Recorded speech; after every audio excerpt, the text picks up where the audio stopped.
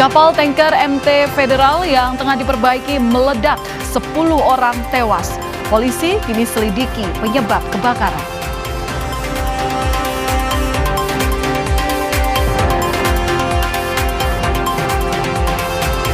Di mediasi Gubernur Banten, kepala sekolah dan siswa SMA Negeri 1 Cimarga saling memaafkan.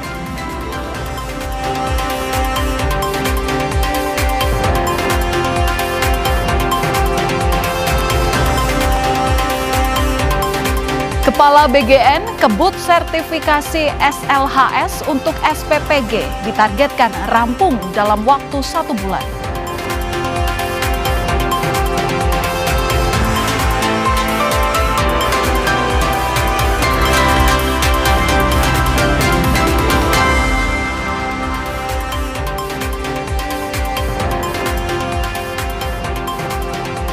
Halo saudara, selamat malam. Selamat datang di Kompas Malam. Selain 3 berita utama tadi, kami juga memiliki sejumlah informasi menarik lainnya yang patut Anda simak malam hari ini. Bersama saya, Valentina Sitorus. Kita ke informasi pertama, saudara, gudang ekspedisi di Pulau Gebang, Cakung, Jakarta Timur terbakar pada Rabu malam. Diduga kebakaran ini terjadi akibat putung rokok yang menyambar bahan mudah terbakar. Ketemu nggak? Mana ada nasi? Kobaran api membakar gudang ekspedisi di Jalan Cakung, Cilincing, Jakarta Timur. Api ini merambat ke isi bangunan dan material yang mudah terbakar. Besarnya kobaran api membuat karyawan panik.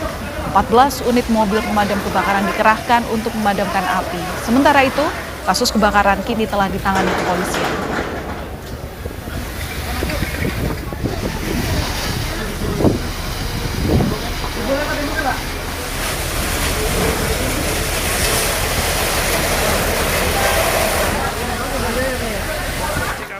Mohon bantuannya dari pihak PLN Komandan karena listrik masih menyala. Di Karawang, api berkobar membakar sebuah gudang dan 4 rumah di Purwasari, Karawang. Banyaknya material yang mudah terbakar menyebabkan api sulit dipadamkan. Menurut keterangan saksi, kebakaran ini pertama kali diketahui warga yang melintas dengan kondisi api yang sudah besar. Banyaknya material yang mudah terbakar seperti kardus dan plastik membuat api ini sulit padam. Kebakaran diduga diakibatkan oleh korsleting. TKP Napo Cikampek. Mohon bantuannya dari pihak PLN Komandan karena listrik masih menyala. Saudara, sebuah rumah di Matraman, Jakarta Timur terbakar pada Rabu sore. Kebakaran ini diduga dipicu oleh korsleting di lantai 2 rumah.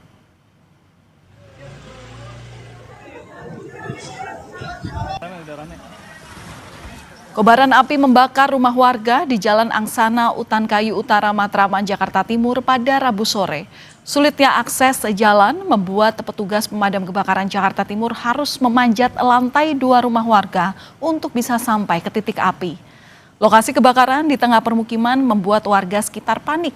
12 unit mobil pemadam dan 60 petugas dikerahkan ke lokasi kejadian. Penyebab kebakaran diduga karena korsleting di lantai 2 rumah.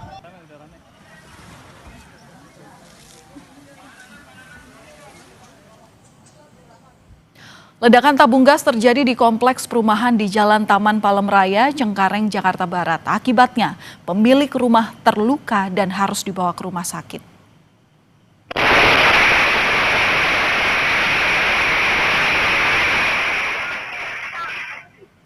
Ledakan tabung gas menghancurkan sejumlah rumah yang ada di Jalan Taman Palem Raya, Cengkareng, Jakarta Barat.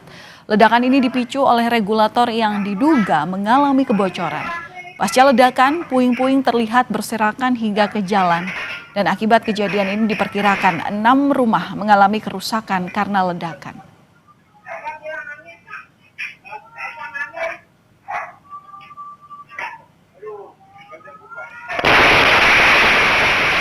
Polisi kemudian mendatangi lokasi ledakan tabung gas yang ada di komplek perumahan di Jalan Taman Palem Raya, Cengkareng, Jakarta Barat.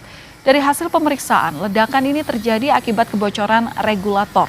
Pemasangan regulator yang tak sempurna menjadi penyebab kebocoran ini. Dalam kejadian itu, 2 orang sempat dibawa ke rumah sakit. Korban korban ES itu ingin menyalakan kompor untuk masak, ya, untuk masak. Kemudian tiba-tiba terjadi ledakan. Hasil olah TKP awal diduga ada kebocoran dari instalasi pemasangan gas tersebut. Kita ke informasi lain, Saudara, kapal tanker MT Federal 2 yang tengah menjalani perbaikan di Batam, Kepulauan Riau terbakar. 10 orang meninggal dan 21 lainnya luka-luka. Yang kedua kali, Federal. Kepulan asap terlihat dari kapal tanker MT Federal 2 pada Rabu pukul 4 pagi. Kebakaran ini sontak membuat warga yang berada di kawasan tersebut panik. Saat kejadian, kapal sedang dalam perbaikan di galangan kapal PT ASL Shipyard Indonesia, Batu Aji, Batam. Api berhasil dipadamkan 1 jam setelah kejadian. Kebakaran kapal mengakibatkan 10 orang meninggal dunia dan 21 orang luka. Korban luka dibawa ke 4 rumah sakit, yaitu Rumah Sakit Mutiara Aini, Rumah Sakit Geraha Hermin, Rumah Sakit Elizabeth dan RSUD Lubung Fatimah. Polisi kini masih menyelidiki penyebab pasti kebakaran. Ini kami datakan ada 21 korban yang luka-luka bakar, kemudian dilaporkan ada sejumlah karyawan sebelum meninggal dunia, Mbak, saat ini sudah disemayamkan di Rumah Sakit Bayangkara Polda Kepulauan Riau. Awalnya itu sekitar pukul 4 dini hari, jadi saksi bersama 31 korban itu sedang melaksanakan kegiatan perbaikan tangki COT milik kapal MT Federal 2. Ya. Kemudian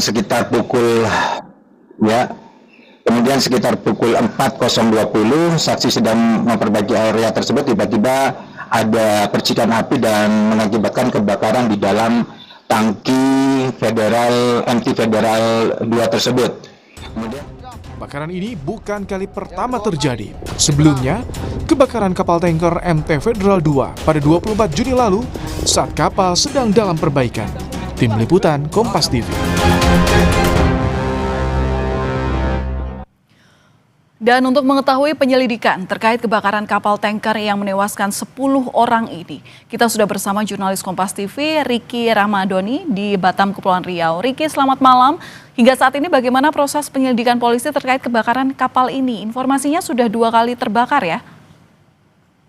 Ya, Palen, pasca kejadiannya kapal tanker terbakar ini, pihak kepolisian telah melakukan proses penyelidikan. Dalam proses penyelidikan ini tentunya polisi terlebih dahulu melakukan gelar olah TKP di kapal itu sendiri dengan menerjunkan tim labor forensik dari Mabes Polri dan dibantuin oleh tim labor forensik Polda Kepri sendiri. Untuk sementara ini belum ada dari pihak kepolisian atas adanya olah TKP yang dilakukan oleh lapor forensik ini, Palen. Nah, tentunya ini, Palen, kejadian ini bukan merupakan yang pertama kali. Dalam beberapa bulan yang lalu pernah juga kejadian kapal tanker MT Federal 2 ini mengalami terbakar yang mengakibatkan 4 orang meninggal dan belasan orang yang lainnya mengalami luka-luka. Namun dalam proses penyidikannya itu pihak Polresta Barelang telah menetapkan 2 tersangka, yaitu subkontraktor kapal itu sendiri. Saat ini proses hukumnya sedang berlanjut di Kejari Batam. Ya, Palen. Oke, 2 tersangka sudah ditetapkan dari kasus ini. Tapi kemudian yang jadi concern adalah bagaimana dengan penanganan korban. Proses identifikasinya sejauh ini seperti apa, Ricky? Ya, kalau untuk korban sendiri, Palen, karena kejadiannya pada dini hari tadi subuh tadi, untuk sementara ini 21 korban kan masih dilakukan perawatan intensif di rumah sakit. Itu ada 4 rumah sakit, Palen. 4 antaranya itu dalam keadaan kritis dan dirawat di ruang ICU dengan luka bakar mengalami 70%. Sementara sisanya itu mengalami luka bakar sekitar 50-60% dan mendapatkan perawatan intensif aja. Untuk korban yang meninggal, Palen, Polda Kepri melakukan pemindahan dari 4 rumah sakit ini ke rumah sakit Bayangkara Polda Kepri itu sendiri guna untuk dilakukan otopsi atas penyebab kematiannya itu apakah memang murni dari kebakaran atau menghirup asap tebal atau ada hal lainnya, Palen. Oke, proses penyelidikan masih harus dikejar oleh polisi dan tadi saya ralat bahwa 2 tersangka yang ditetapkan ini adalah karena kasus kebakaran kapal yang sama pada bulan Juni lalu. Terima kasih atas penjelasan Anda, jurnalis Kompas TV Riki Ramadhani langsung dari Batam, Kepulauan Riau. Saudara, kami masih akan kembali usai jeda dengan informasi mengenai mediasi yang dilakukan Gubernur Banten terhadap kepala sekolah dan siswa SMA Negeri 1 Cimarga yang sudah saling memaafkan.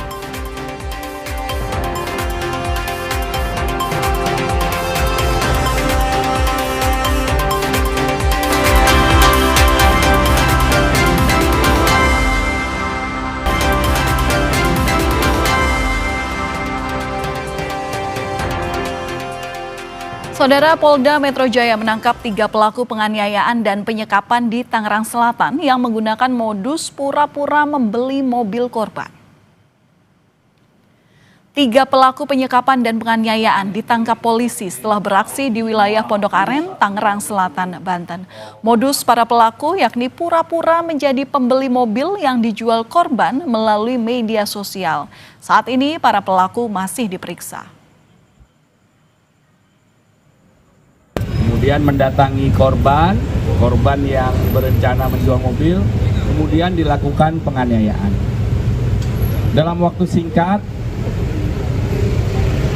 kita bersyukur semua bahwa pelaku sudah diamankan oleh Subdit Resmob di Treskrim Polda Metro Jaya. Ya, kemarin siang diamankan, saat ini masih dilakukan pemeriksaan.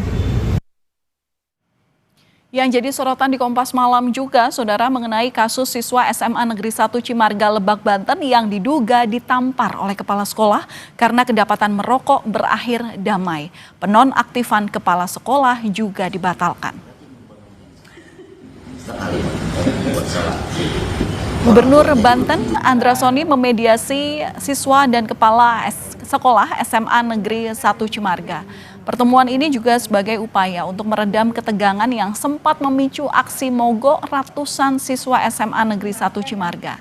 Dalam pertemuan itu, keduanya mengakui kesalahan dan saling memaafkan untuk berkomitmen menciptakan suasana belajar yang kondusif. Selama 23 tahun ini, nggak boleh sampai lebih dulu murid. Itu terjadi, ya saya kan merasa sebenarnya tugas, karena kepala sekolah juga guru, maka apapun yang saya lihat itu adalah sebuah bentuk penyimpangan, saya harus ikut menegur, gitu. Hanya saja mungkin diwarnai dengan kehilafan aja, gitu. Saya akui dan itu ibu minta maaf ya Mbak. Ya. Kalau hari itu, ya sama-sama kita minta maaf. Ya, kejadian ini sebagai contoh Indra yang melakukan pelanggaran disiplin di sekolah ditegur oleh gurunya menegur dengan kata-kata yang tidak bisa diterima. Nah, ini bisa jadi permasalahan hukum, ya kan? Padahal niatnya bu guru, ya kan, adalah baik, ya kan. Indra sendiri ya setelah menyadari kesalahannya, ya, dan sudah saling memaafkan. Mestinya selesai di situ kan. Nah, sampai terjadi mogok, ini kan mempertentangkan antara guru dengan murid, dan saya berharap mudah-mudahan tidak terjadi lagi. Sementara itu, ratusan siswa SMA Negeri 1 Cimarga Lebak, Banten kembali masuk sekolah usai melakukan aksi mogok untuk membela teman mereka yang diduga ditampar kepala sekolahnya karena ketahuan merokok.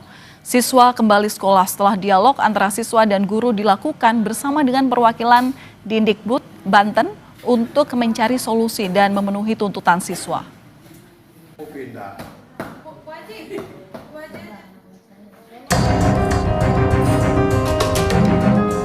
Senin 13 Oktober, ruang-ruang kelas di SMA Negeri 1 Cimarga, Lebak, Banten lengang. Tak ada murid maupun aktivitas belajar mengajar. Kosongan ini terjadi karena 630 siswa dari 19 kelas di SMA Negeri 1 Cimarga melakukan aksi mogok belajar sebagai bentuk protes terhadap tindakan kepala sekolah yang diduga menampar salah seorang siswa kelas 12 yang kedapatan merokok di warung belakang sekolah. Kepala SMA N1 Cimarga menyebut dirinya hanya ingin menegakkan disiplin aturan di lingkungan sekolah. Namun, ia mengaku sempat emosi saat siswa yang merokok berbohong kepadanya. Anak-anak lagi di posisi mana aja? Jarak kira-kira 20-30 meter kira-kira ya. Kelihatan kan, kamu ngerokok, maksudnya biar tahu tuh, saya lagi ngeliat, ya kan? Nah, tuh anak ngelirik gini, langsung lari. Tuh anak langsung ke sini, ada ketemu. Kamu ngerokok? Enggak, Bu. Langsung nggak ada di tangannya, Pak, rokoknya.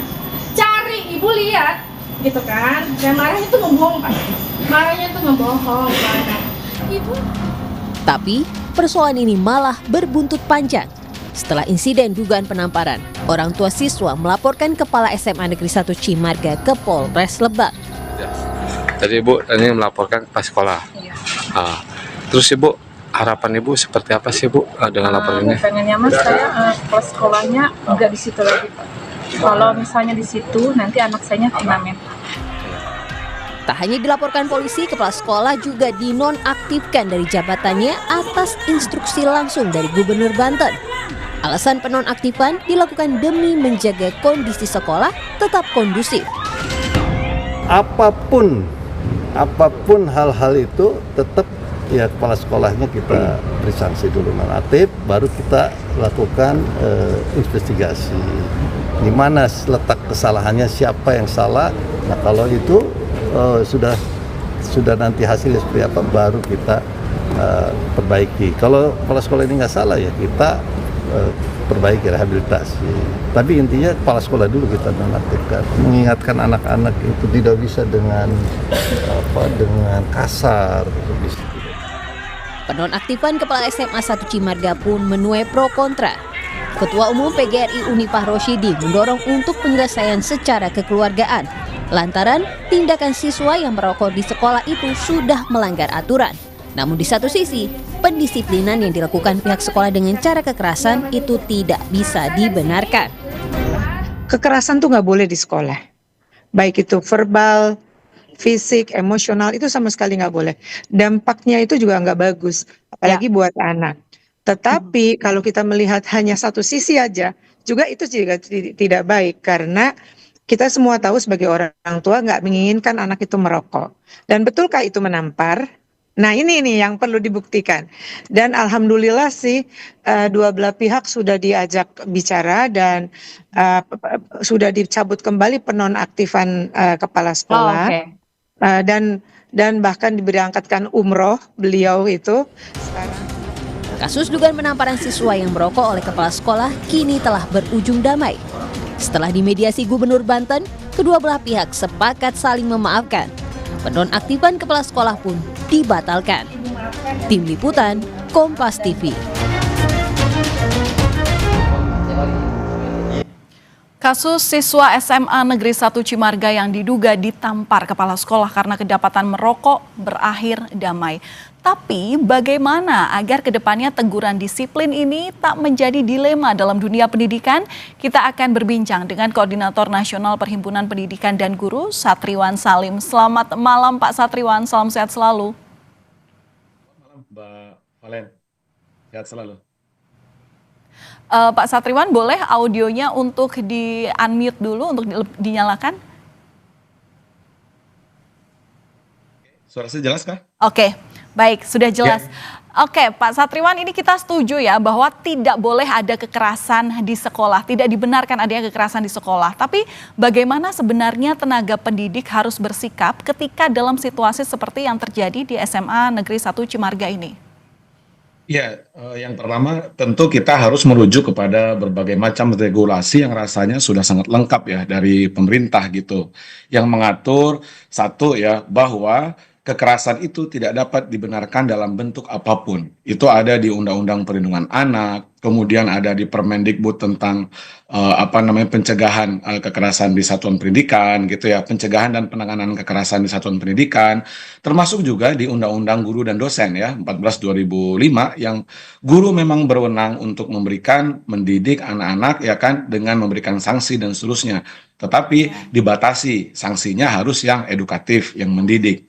Secara filosofis juga Ki Hajar Dewantara misalnya di tahun 1929 saya bacakan ya yang terbit dalam tulisan Wasita jilid 1 nomor 8 nomor 10 Ki Hajar mengatakan segala hukuman yang diberikan oleh guru haruslah selaras dengan keadaannya, jangan bersifat pembalasan dendam dan harus dilakukan dengan sabar dan penuh rasa cinta. Nah ini kata Ki Hajar sebagai Bapak Pendidikan Nasional kita. Di sisi lain, yang kedua, yang namanya kegiatan merokok, apakah itu menggunakan rokok, ya kan memakai, menjual belikan rokok, mendistribusikan rokok di tempat-tempat yang sudah dilarang oleh undang-undang, misalnya di dalam undang-undang kesehatan gitu, sekolah adalah tempat yang dilarang untuk penggunaan rokok, mengedarkan rokok atau jual beli rokok. Nah, rasa-rasanya dua hal ini memang menyalahi aturan perundang-undangan yang ada di negara kita gitu ya. Jadi kami di sini P2G tidak menggunakan perspektif biner ya, harus memilih salah satu karena kedua-duanya ini memang melanggar prinsip-prinsip pendidikan, melanggar azas-azas pendidikan gitu. Nah, persoalannya kemudian bagaimana guru atau kepala sekolah menghadapi anak-anak yang melanggar aturan. Sebenarnya sekolah itu sudah punya tata tertib. Ya kan, dan ada klasifikasi kategori atau klasifikasi pelanggaran-pelanggaran yang dilakukan oleh murid misalnya, baik itu ringan, sedang atau berat. Begitu juga sanksinya gitu. Apakah itu sanksi yang ringan, berat, sedang maupun berat gitu ya. Nah, yang kami sangat sayangkan misalnya kepala sekolah ada reaksi seperti itu, dan lebih disayangkan lagi misalnya orang tua langsung melaporkan kepada pihak kepolisian dan puncaknya adalah gubernur itu. Benar, memang kronologi harus diketahui ya sebelum ada tindakan selanjutnya. Tapi Pak Satriwan, yang Anda tahu kejadian di lokasi ini sebenarnya seperti apa? Ya, memang anaknya ini seperti dijelaskan oleh Ibu Kepala Sekolah gitu ya, merokok, kemudian ketika ada inspeksi lalu menghilangkan barang bukti, sebutlah seperti itu gitu, kemudian dia berbohong dan Ibu Kepala Sekolah mengakui juga bahwa beliau sempat emosi sesaat gitu ya, dan tamparannya sebenarnya tamparan bukan seperti atlet taekwondo atau atlet MMA ya, gitu menampar dengan amarah gitu, memang tidak seperti itu gitu. Nah, ini saya rasa pembelajaran bagi murid pasti gitu ya, yang kedua bagi guru atau kepala sekolah dan bagi orang tua gitu. Nah, yang penting juga adalah bahwa penegakan aturan atau kedisiplinan di sekolah itu adalah sesuatu yang sifatnya sangat urgen, sangat penting dan menentukan bagaimana pendidikan ke depan. Ya, nah, persoalannya kemudian bagaimana strategi kita sebagai pendidik untuk mendisiplinkan murid. Kan begitu, apakah mendisiplinkan murid itu harus dengan kekerasan, apalagi yang sifatnya fisik? Kalau merujuk kepada filosofi pendidikan Ki Hajar Dewantara, tidak boleh menggunakan kekerasan fisik. Ya kan, kalau merujuk kepada undang-undang, termasuk undang-undang guru dosen, termasuk undang-undang perlindungan anak, termasuk peraturan teknis tadi yang saya sebut, juga tidak diperkenankan secara fisik. Nah, dan di sisi lain orang tua juga harus punya tanggung jawab, jangan langsung percaya saja misalnya laporan dari anak, apalagi bereaksi melaporkan tindakan tersebut kepada pihak kepolisian gitu kan, mungkin dengan harapan akan memenjarakan atau akan memproses secara hukum gitu kan ya guru atau kepala sekolahnya gitu. Nah, saya rasa di dalam aturan sistem hukum kita gitu, pihak kepolisian juga punya mengedepankan prinsip restoratif justice ya. Apalagi ini dugaannya tindak pidana ringan, nggak akan langsung diproses secara hukum, diadili, di pengadilan dan seterusnya. Iya, Pak Satriwan, kami setuju bahwa klarifikasi dari orang tua itu diperlukan ke pihak sekolah karena ya balik lagi orang tua sudah mempercayakan siswanya sekolah di sana, berarti kepercayaan harus dibangun lewat sini, dialog yang harus utamanya. Nah, Pak Satriwan, ini kan informasinya bahwa kepala sekolah ini batal untuk dinonaktifkan dan kembali lagi ke sekolahnya. Nah, tapi kemudian seperti apa dengan penerimaan siswa di sana begitu? ini membuat kita kaget juga ya, bahwa anak-anak kita sekarang, apalagi yang levelnya SMA, SMK yang sudah 17 tahun, bahkan sebentar lagi mereka bukan anak ya, karena definisi anak menurut Undang-Undang Perlindungan Anak adalah yang berada di bawah 18 tahun gitu. Mereka sudah makin sadar mengenai kebebasan berpendapat, freedom of speech gitu kan ya, hak untuk memberikan kritik, masukan kepada sekolah yang konstruktif, memberikan petisi, bahkan kepada aksi-aksi mogok misalnya gitu. Dan generasi Z ini kan makin melek terhadap demokrasi, dan ini pendidikan politik yang saya pikir memang harus tetap didampingi oleh para guru gitu. Tetapi kalau kemudian aksi mogok itu berlanjut-lanjut, kemudian mereka juga ada pihak-pihak ketiga yang memprovokasi, bahkan mengeksploitasi secara politik dan seterusnya, tentu ini juga melanggar Undang-Undang Perlindungan Anak. Bahwa anak itu juga harus dibebaskan, harus dilindungi dari upaya-upaya eksploitasi, baik secara ekonomi, secara politik, dan seterusnya. Tapi sepanjang ini kalau berangkat karena kesadaran anak gitu ya, anak kemudian muncul kesadaran kolektifnya, lalu mereka merespon dengan aksi mogok, ya kan, sejauh itu dalam tataran yang demokratis, yang bertanggung jawab gitu kan ya, ini saya pikir tidak masalah. Tetapi sekarang kan sudah ada solusi damai sebagai bagian dari restoratif justice tadi gitu ya, dan kepala sekolahnya dikembalikan gitu, kemudian gubernur juga tidak jadi memecat beliau gitu, dan anak tersebut juga sudah dipertemukan, dan orang tua juga sudah dipertemukan, dan saya pikir ini pembelajaran yang baik agar ke depan satu gitu kan, kepada orang tua murid jangan reaktif, reaksioner, bahwa mereka sudah mempercayakan kepada pihak sekolah untuk mendidik anaknya dan mendidik anak tanggung jawab bersama. Di sisi lain, sekolah juga tidak boleh otoriter, tidak boleh menggunakan pendekatan yang sifatnya kekerasan, apalagi yang fisik, karena ini melanggar undang-undang dan melanggar filosofi pendidikan Ki Hajar Dewantara.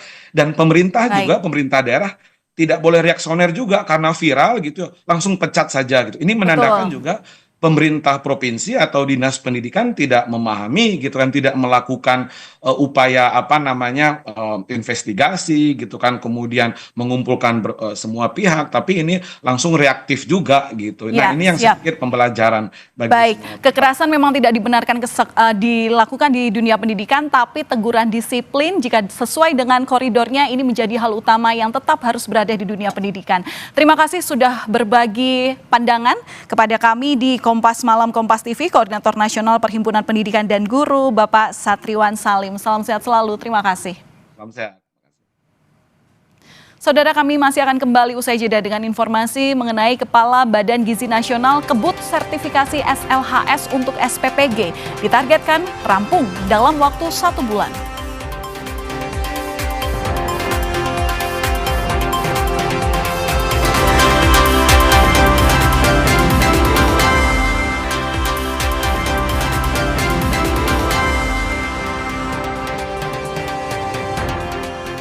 Menteri Keuangan Purbaya Yudi Sadewa bertemu dengan Dewan Pengawas Danantara usai disorot soal dirinya yang menolak pembayaran proyek kereta cepat atau WUSH dengan menggunakan APBN. Pertemuan berlangsung di Wisma Danantara di Jakarta Pusat. Terpantau Menteri Koordinator Bidang Infrastruktur dan Pembangunan Kewilayahan Agus Harimurti Yudhoyono tiba sekitar pukul 4 sore. Kedatangan AHY disusul Menteri Keuangan Purbaya Yudi Sadewa. Pada agenda sebelumnya, Menkyu Purbaya menjawab akan melakukan pertemuan dengan Dewan Pengawas Danantara yang perdana atau pertama kalinya. Ngomong utang KCIC nggak Pak habis ini sama Danantara? Utang KCIC sama Danantara bisa dibahas nggak Pak? Nanti saya lihat, ini kan pertemuan Dewan Pengawas yang untuk saya pertama ya, saya mau lihat seperti apa. Bukannya kemarin udah jawab dia, katanya jawabannya tegas. Dengan 2 opsi katanya Pak, antara dikasih ke pemerintah atau suntik ke AI. Gimana Dia Pak? emang nggak tegas itu Mas. Jelang 1 tahun pemerintahan Prabowo Subianto, Gibran Rakabuming Raka, Mensesnek Prasetyo Hadi menyebut pencapaian positif kabinet cukup banyak, meski masih terdapat sejumlah hal yang mesti diperbaiki. Salah satu yang mendapat sorotan adalah program makan bergizi gratis. Dalam hitungan hari, pemerintahan Prabowo Subianto Gibran Rakabuming memasuki 1 tahun. Usia yang terbilang masih sangat muda. Ada sejumlah catatan, salah satunya yang banyak disorot soal program makan bergizi gratis. Dalam evaluasi, dugaan keracunan MBG masih terjadi. Ratusan siswa di Kecamatan Cisarua, Kabupaten Bandung Barat mengalami keracunan diduga usai menyantap makan bergizi gratis. Tidak hanya di SMPN 1 Cisarua, melainkan meluas hingga SMKN 1 Cisarua dan SDN 1 Garuda. Siswa yang datang ke posko mengalami pusing, mual, muntah, dan lemas. Dari data Dinkes Bandung Barat, total 182 siswa di Kecamatan Cisarua menjadi korban keracunan. Sebagian dari korban keracunan dirujuk ke RSUD Lembang, Puskesmas Jayagiri, Rumah Sakit Advent, Klinik Pindad, dan Rumah Sakit Karisma. Berdasarkan data Jaringan Pemantau Pendidikan Indonesia (JPPI), total korban keracunan MBG sejak awal tahun mencapai 11.566 anak. Untuk memastikan semua dapur SPPG memiliki standar kebersihan dan keamanan pangan, Badan Gizi Nasional menargetkan SPPG harus memiliki sertifikat layak higienis sanitasi dalam kurun waktu 1 bulan. SPPG yang belum memenuhi syarat akan dihentikan sementara hingga dinyatakan layak beroperasi. Agar target dapat tercapai tepat waktu, BGN mengajak pemerintah daerah untuk memfasilitasi SPPG dalam memperoleh SLHS. Sertifikasi akan dilakukan secepatnya ya untuk yang sudah beroperasi, itu dalam waktu sebulan SLHS-nya sudah selesai. Sekarang untuk SPPG yang baru akan bisa operasional kalau SLHS-nya sudah selesai. Jadi beda ya, yang sudah ada akan kita percepat dengan standar yang tetap sama. Nah, untuk yang baru-baru setelah lolos verifikasi oleh Badan Gizi baru boleh operasional kalau sudah memiliki SLHS. Keracunan MBG sudah berulang kali, bahkan sejumlah daerah sempat menerbitkan kejadian luar biasa atau KLB. Terkait masalah keracunan MBG, Komisioner Komisi Perlindungan Anak Indonesia, Diah Puspitarini, mengusulkan 2 pilihan sebagai langkah penanganan keracunan MBG. Salah satunya adalah menghentikan sementara program MBG di daerah yang berstatus KLB atau kejadian luar biasa. Dihentikan dulu, terutama di daerah-daerah KLB, ya. Dihentikan ini bisa 1 minggu, 2 minggu, ya. Dan kalau sudah kita evaluasi menyeluruh, termasuk anak-anak yang keracunan ini kembali pulih begitu ya. Nah, itu mungkin akan lebih baik seperti itu. Nah, alternatif yang kedua, program tetap berjalan, tetapi sesegera mungkin duduk bersama.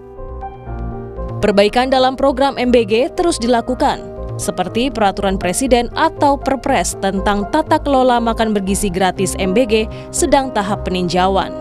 Rencananya, Kementerian Kesehatan dan Badan Pengawas Obat dan Makanan akan terlibat mengawasi MBG. Perpres tata kelola MBG jadi salah satu respons pemerintah terhadap sejumlah kasus keracunan hingga memicu status kejadian luar biasa di berbagai daerah. Sebentar lagi. Tapi sebagaimana yang sudah kami berikan penjelasan sebelumnya bahwa bukan berarti saat ini tata kelola atau pelaksanaan MBG yang dilaksanakan oleh BGN itu tidak ada progresnya, tidak. Tapi kita sedang ingin memperbaiki, jadi mohon waktu supaya perbaikannya bisa dimulai. Program prioritas makan bergizi gratis telah berjalan hampir 1 tahun dan perlu dibenahi. Menteri Keuangan Purbaya Yudi Sadewa menyebut realisasi anggaran program MBG baru 23% dari 71 triliun rupiah dana yang dianggarkan. Dari jumlah itu akan terus didorong agar manfaatnya dapat dirasakan masyarakat luas. Tim Liputan, Kompas TV. Usai gencatan senjata Israel Hamas, sebanyak 400 truk bantuan mulai merapat ke Gaza.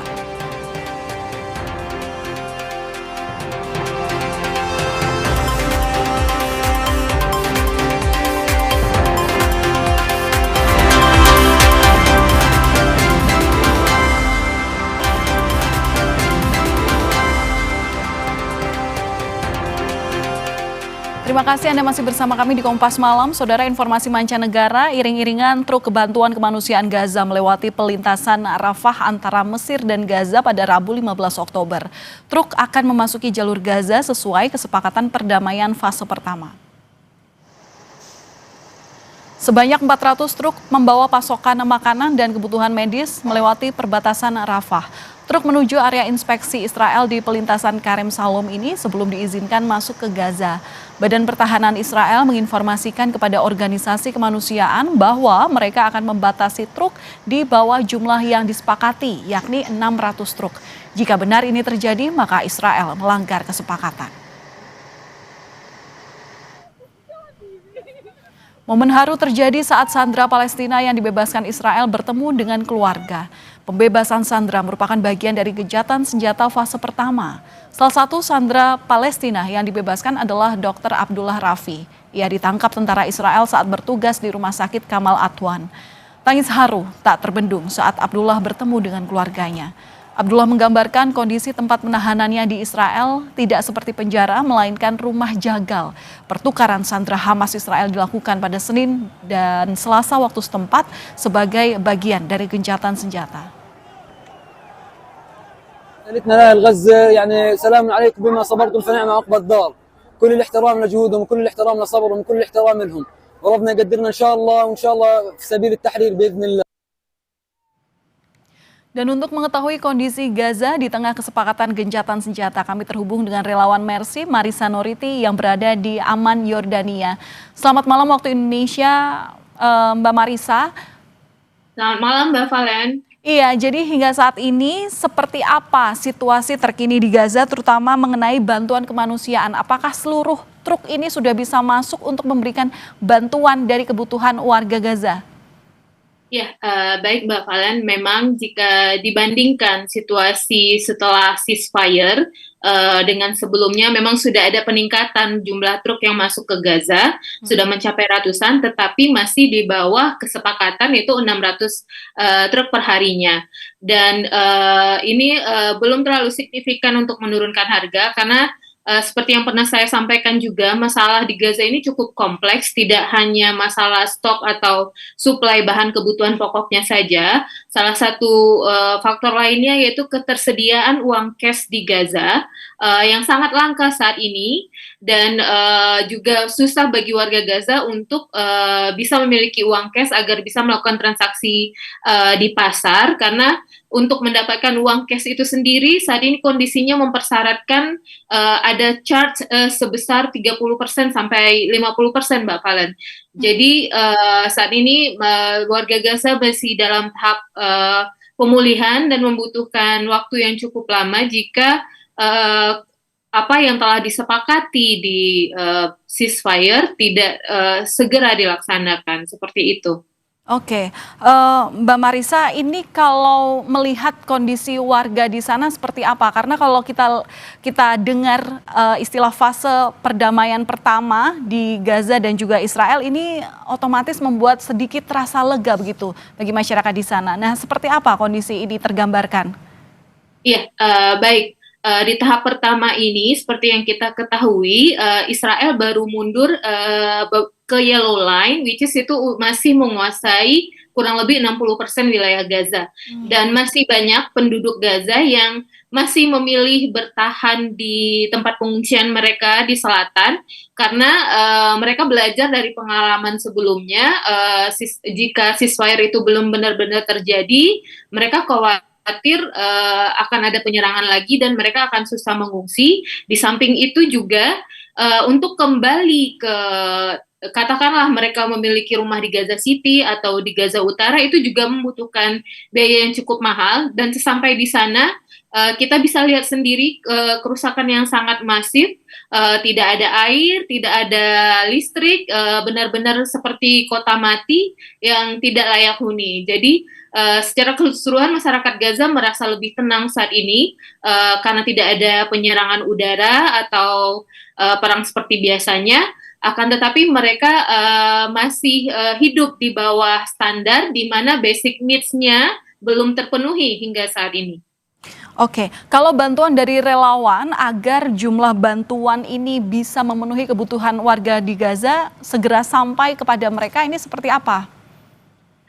Ya, kembali lagi kalau masalah jumlah supply yang masuk ke Gaza itu benar-benar di bawah kontrol oleh Israel karena semua border itu dikontrol Israel. Yang bisa dilakukan organisasi charity atau kemanusiaan seperti Mercy mempermudah warga Gaza untuk mendapatkan kebutuhan pokoknya, makanan sehari-hari dengan membantu membeli apa yang udah tersedia di dalam Gaza.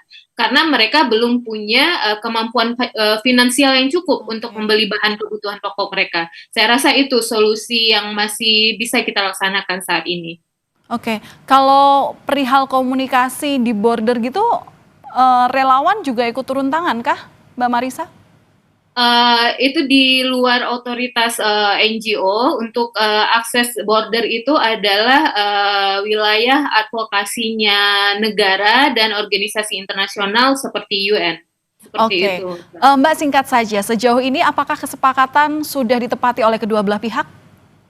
Baik, memang ada informasi yang kami dengar bahwa pihak Israel menuduh bahwa pihak resisten tidak memenuhi kesepakatan dengan tidak menyerahkan mayat dead body dari tahanan, tapi informasi terakhir yang kami terima bahwa pihak resisten sudah menyerahkan dead body yang tersisa kepada mereka ke pihak Israel, akan tetapi pihak Israel masih berdalih bahwa itu bukan hostage dari pihak mereka. Mereka menganggap itu dari Palestinian dan bisa kita lihat sendiri untuk memastikan ini semua tentunya butuh DNA test yang pertama, dan yang kedua juga tidak mudah bagi pihak resisten untuk menemukan mayat karena kekurangan alat-alat berat untuk menemukan dan menggali di mana lokasi hostage Israel saat ini. Seperti itu, Mbak Valen. Baik, terima kasih sudah berbagi informasi tentang kondisi terkini di Gaza pasca kesepakatan damai fase pertama ini mulai berlaku. Relawan Mercy, Marisa Noriti, langsung dari Amman, Yordania, terima kasih sudah berbagi di Kompas Malam. Kami masih akan kembali usai jeda dengan informasi mengenai sempat mogok sebuah angkutan kota di Bogor terbakar. Supir yang terluka langsung dibawa ke puskesmas.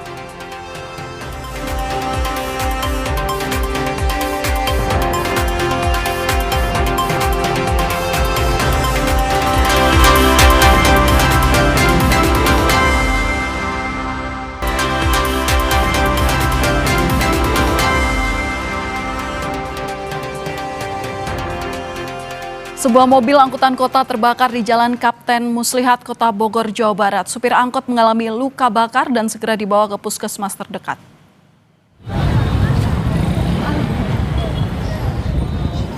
Beginilah kondisi angkot 02 jurusan Sukasari Bubulak yang terbakar di bawah JPO Paledang Rabu sore.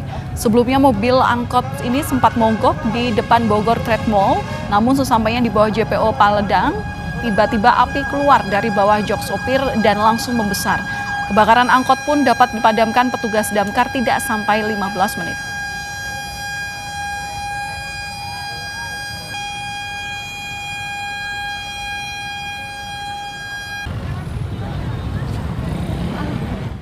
Dan kami tutup Kompas Malam sampai di sini. Jangan lupa untuk cukupi kebutuhan air mineral Anda setiap hari dan rasakan kesejukannya. Saya Valentina Sitorus pamit. Terima kasih dan sampai jumpa.